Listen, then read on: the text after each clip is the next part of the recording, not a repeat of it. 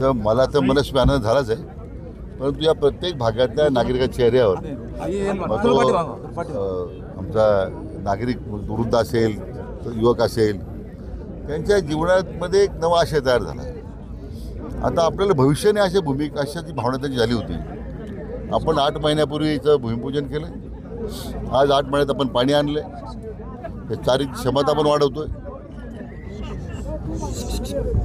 दमणगंगा गोदावरीचा प्रकल्प जो पूर्ण होत असेल 5-7 वर्षामध्ये, त्या अतिरिक्त पाणी येईल. पण असं की निळवंड्याच्या पाण्यामधून आणि या भोजापूरच्या पाण्यामधून वर्षानुवर्ष 4-4 पिढ्या दुष्काळामध्ये राहिलेला हा जो परिसर आहे, त्याला आता आपण जलमय करतोय, त्याला पाणी देतोय, याचा मला अतिशय आनंद होतोय आणि एक वेगळं समाधान आहे. तर गेली अनेक वर्ष हा दुष्काळग्रस्त जाणीवपूर्वक ठेवला गेला का? कारण इथून मागचे जे लोकप्रतिनिधी होते त्यांनी केवळ आश्वासनांवर बोळवण केली या लोकांची. असं आहे की त्याचा निर्णय जनतेनं 2024च्या विधानसभेत दिलेला आहे.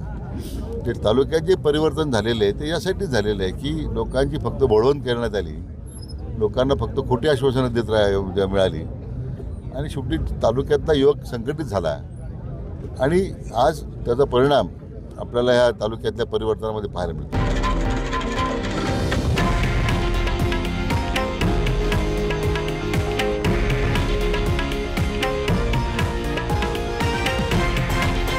हे आहे देशातील नंबर 1 न्यूज नेटवर्क आणि आपण पाहत आहात TV9 मराठी, एकमेव.